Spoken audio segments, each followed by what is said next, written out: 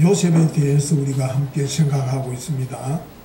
요셉 하면은 깊은 수령에서 빠져나온 대표적인 사람으로 생각할 수가 있습니다. 이어서 오늘은 요셉 하면은 성경을 읽어보면 참 성실한 사람이었다. 참 성실한 사람이었고 변함이 없는 사람이었다라는 것을 알 수가 있습니다. 그런데 그렇게 성실하게 살았음에도 불구하고 그가 감옥에 가게 됩니다. 졸지에 감옥의 인생이 되어서 살아갑니다.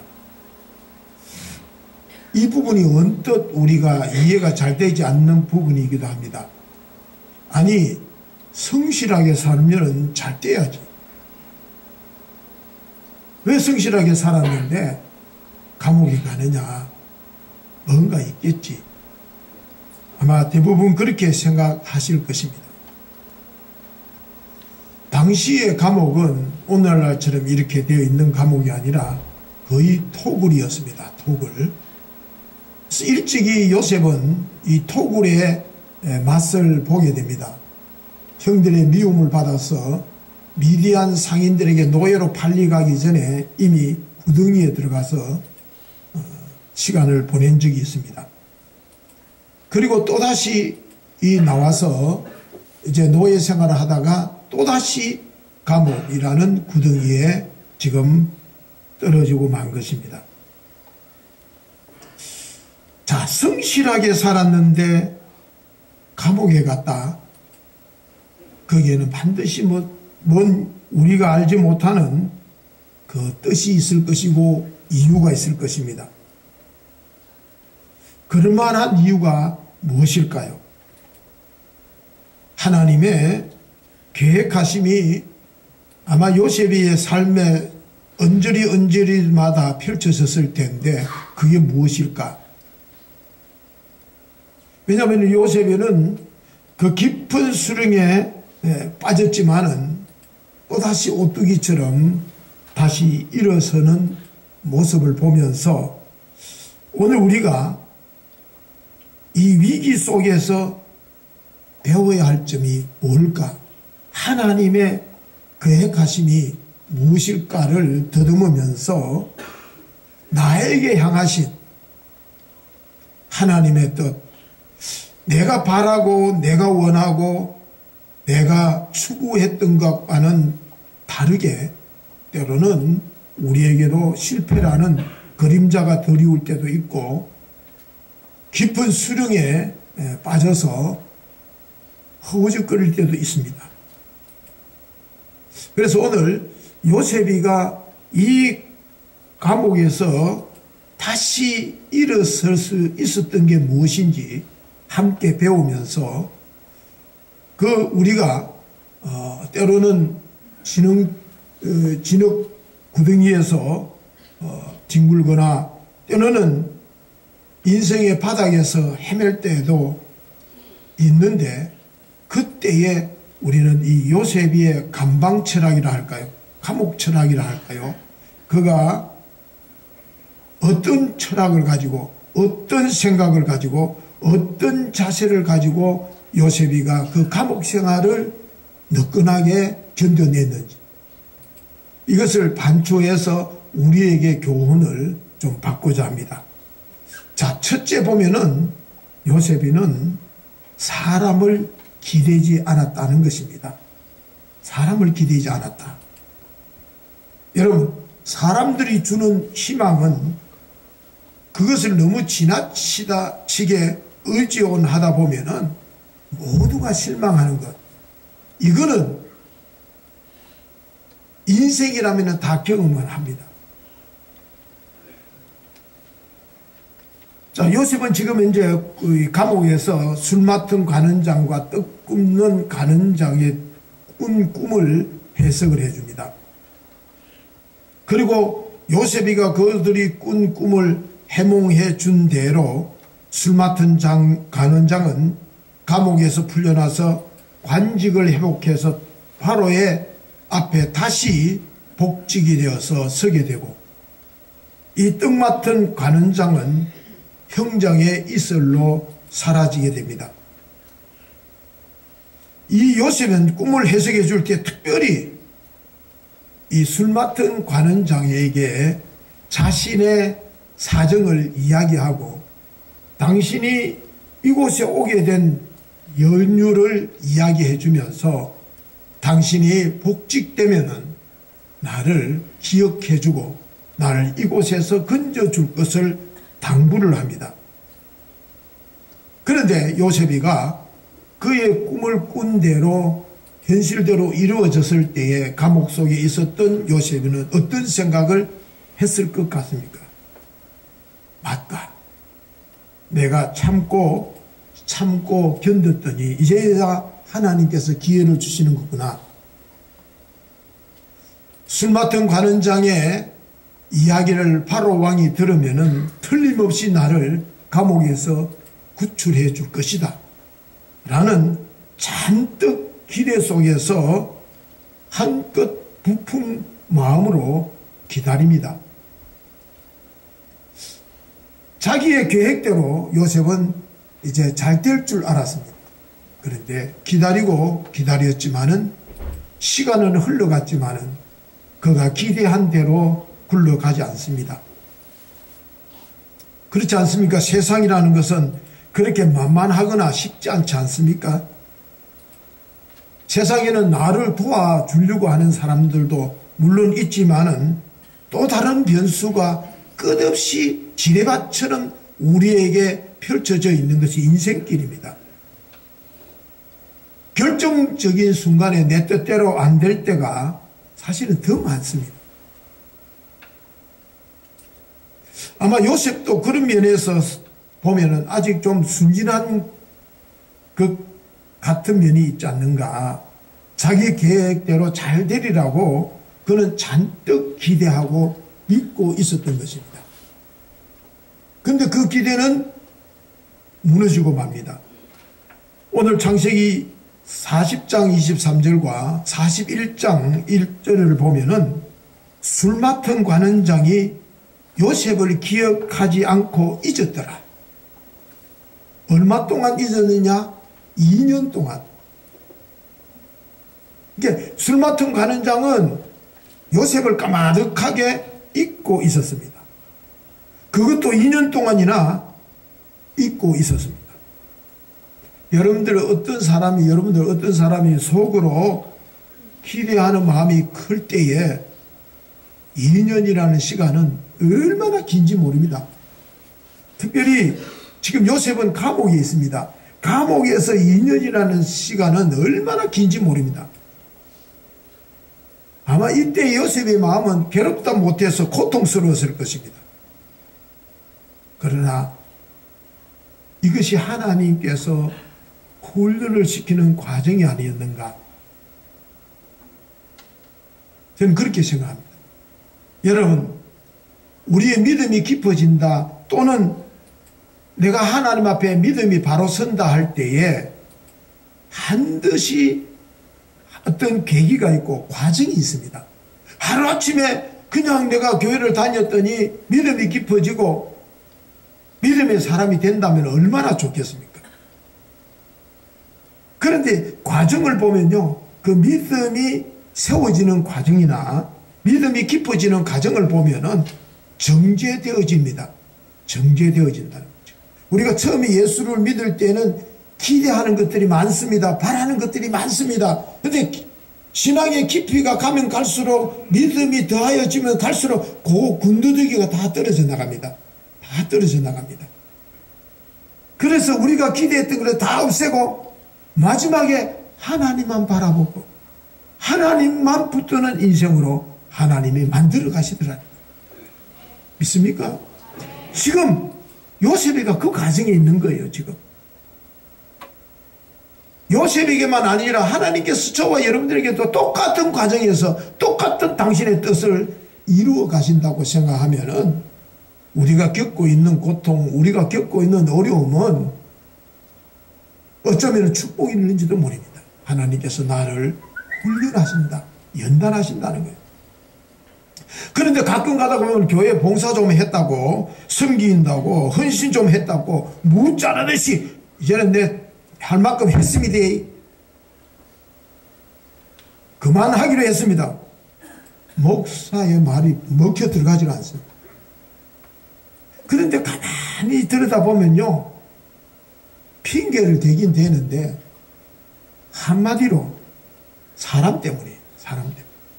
열심히 자기 딴에는 했는데 사람에 대해서 실망을 하거나, 여러분들도 교회 열심히 처음에 다니다 보면 목사하고 자꾸 가까워지면은 목사에 대해서요, 존경심보다는요, 실망이 더 많아집니다. 왜? 자기 기대에 목사는 요럴 것이다 했는데 가보니까 아이고 냄새 나지요. 아, 니나 내나 똑같이 보인단 말이에요. 그래서 어떻게 그럴 수 있느냐? 이 정도면은 알아줄 줄 알았다. 근데 지금 아니라는 거예요. 그렇게 내가 할 필요가 없다라는 거예요. 그래서 그런 걸 보면은, 아, 저 사람이 정말로 지금까지 의지해 온 것이 하나님이 아니라 사람에 대한 기대였구나. 그게 무너지니까 안 한다는 거예요. 하나님은 우리를 실망시키지 않는데 사람을 실망하잖아요. 그 사람이 하나님만 바라봤더라면, 그래서 나에게 어느 정도 신뢰를 보내줄 줄 알았는데, 이 정도 하면은 어느 정도 칭찬도 하고 격려가 있을 줄 알았는데, 목사님은 입 한 번 안 연다는 거예요. 우리 목사님은 굉장히 인색하다는 거예요. 사람 칭찬에 대해서, 격려에 대해서. 요 때는 이렇게 탁 감칠나게 한마디 탁 던져주면 막 신이 날낀대. 그게 없다라는 거예요.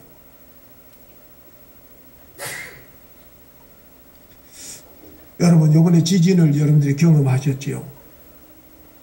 신앙도요, 사람에게 기대고 사람을 의지하는 것만큼 연약한 기반은 없습니다.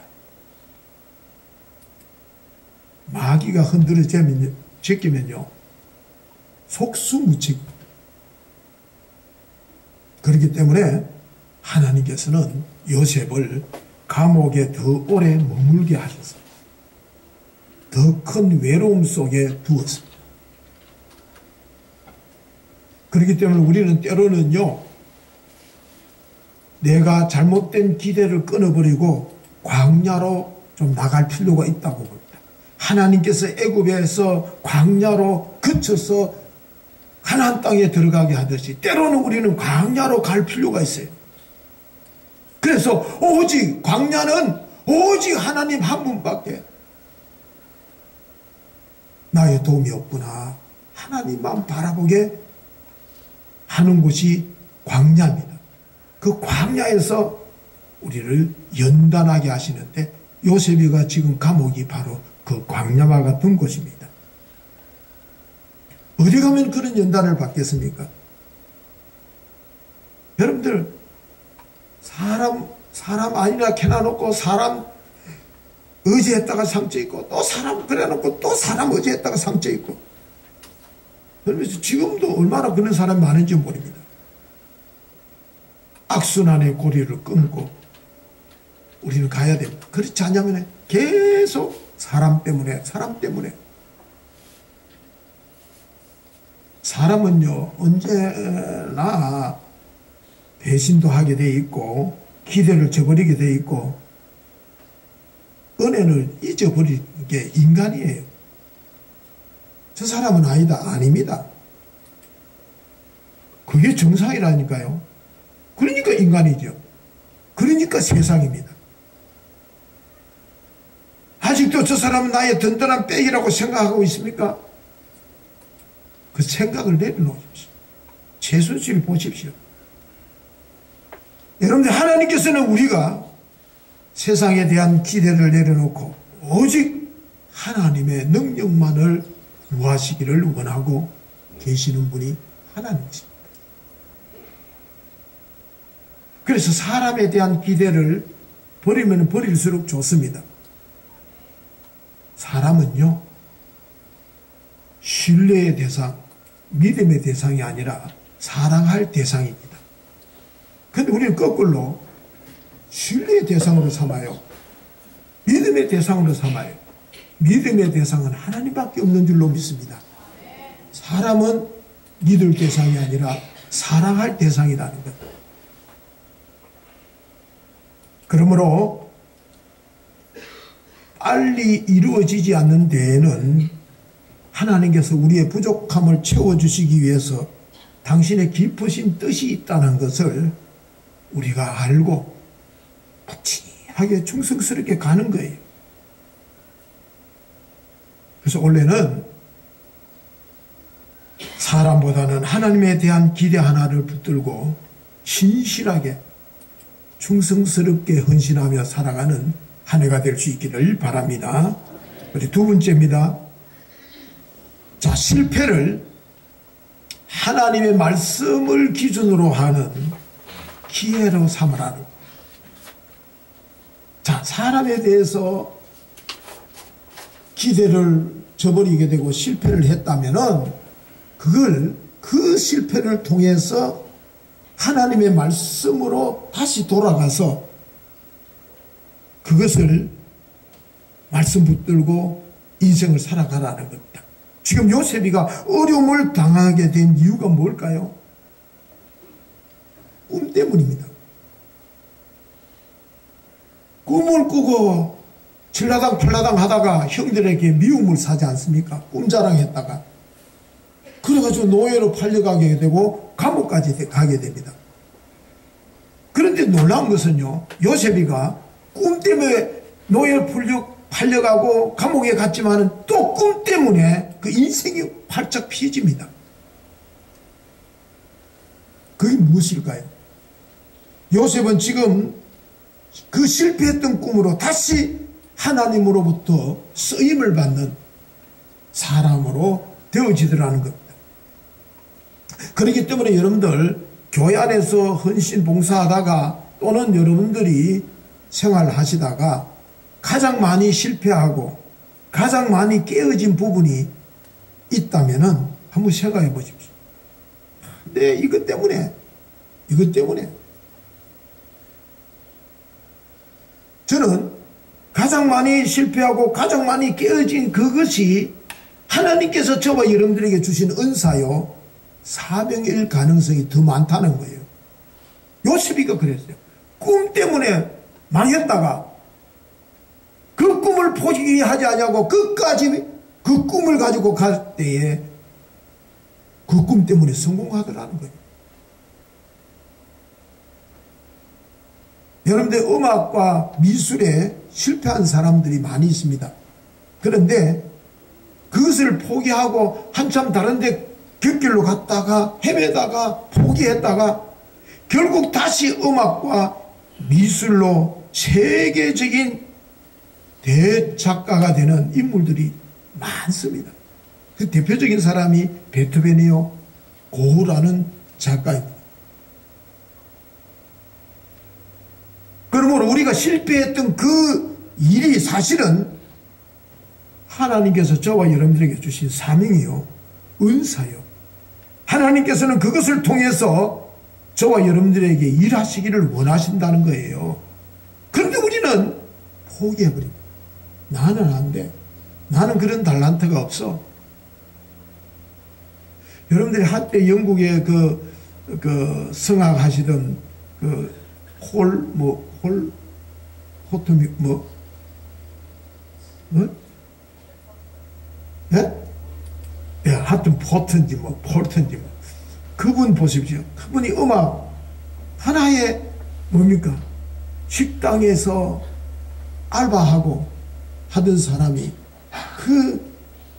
다 안 된다고 음악 포기하라 해서 갔다가 다시금 그걸 꿈을 못 버리고 있다가 세계적인 성악가가 되지 않았습니까? 요셉에게는 꿈이라는 것은 우리가 또 생각할 게 있습니다. 그 꿈이라는 게 단순한 꿈은 아니었습니다. 왜냐하면 그때 당시에는 성경이 없었습니다.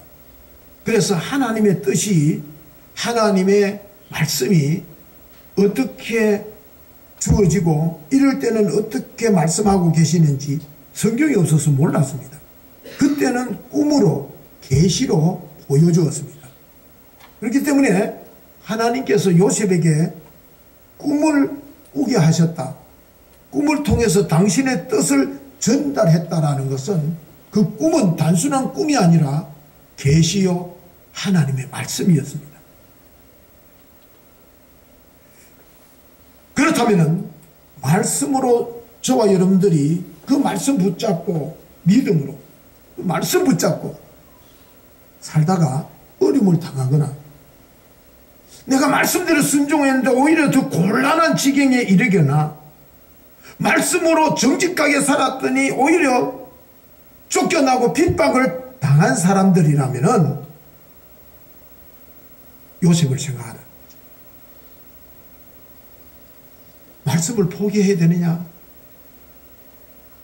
말씀대로 내가 살았는데 이게 뭐냐?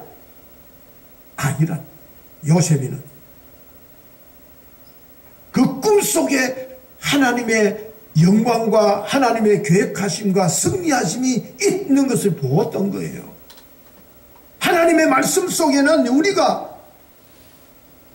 생각지도 못했던 큰 하나님의 계획하심이 크게 있습니다. 감춰져 있다라는 거예요. 요셉이가 잠시 동안 꿈 때문에 고난을 당했지만은 그 꿈 때문에 인생의 꽃이 다시 피게 된 거예요. 우리들도 마찬가지입니다. 말씀 때문에 말씀에 순종하느라고 어려움을 처할 수도 있습니다. 바보라는 소리도 들을 수 있습니다. 예수가 밤이 주냐? 예수가 하는 거 보자. 조롱받을 때가 있습니다. 그럴 때일수록 말씀을 붙잡으십시오. 그럴 때일수록 말씀에 순종하면서 살아가십시오.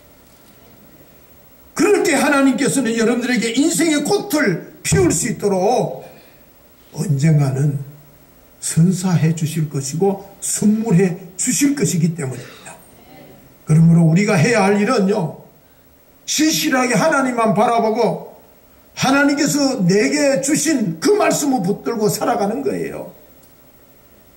원래 여러분들이 대신방하면서 주신 말씀들이요 그냥 신방으로 끝내버리니까 그 말씀 속에 하나님의 계획하심과 하나님의 축복하심과 하나님의 은혜가 있는데 놓쳐버려요.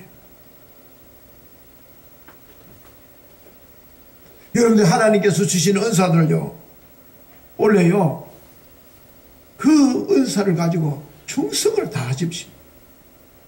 충성을 다하시다 보면은 거기에 하나님의 놀라운 계획하심이 있다라. 여러분 인생이라는 게 길지 않습니다.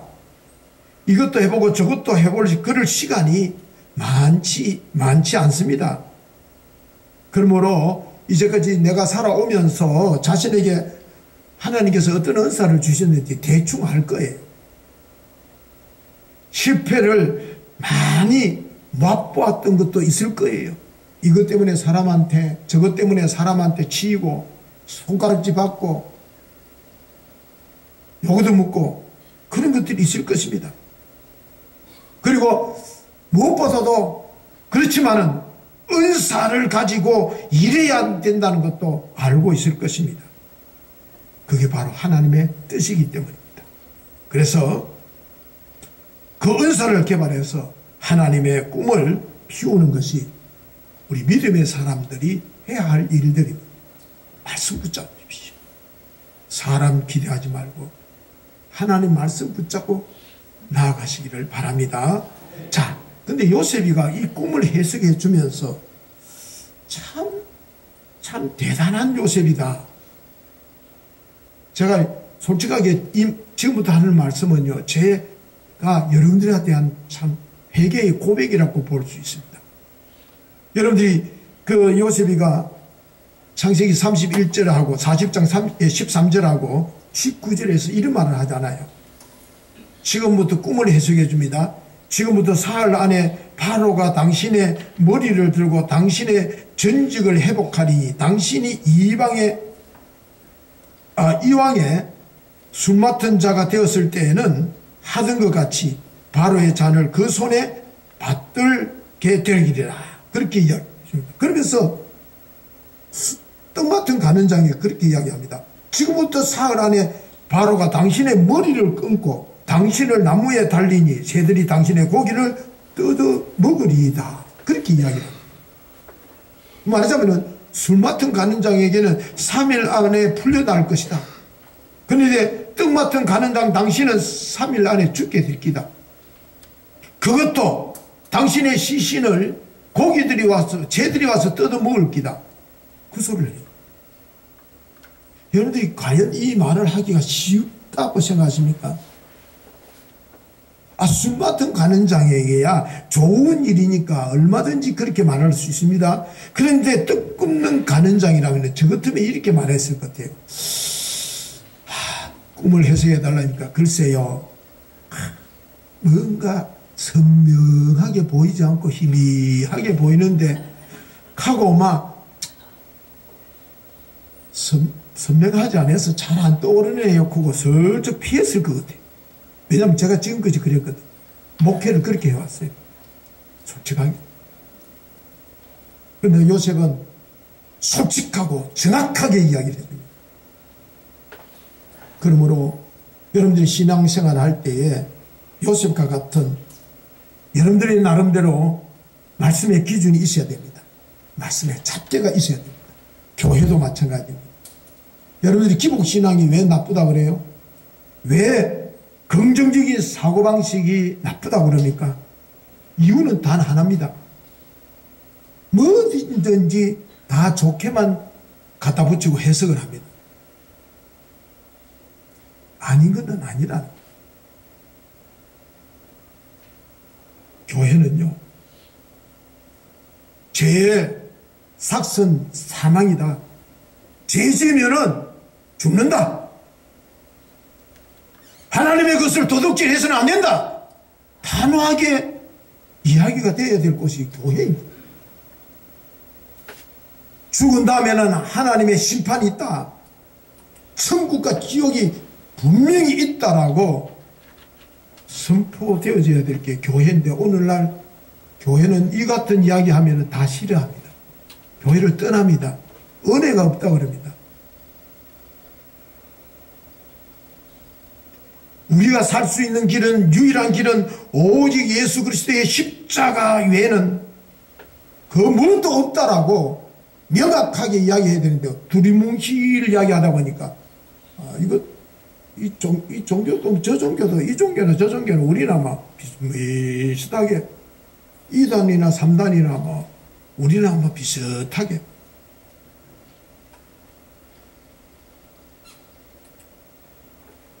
교회가 말씀의 진리 앞에 한치의 거짓이나 숨김이 없이 용납되어서는 안 된다는 것.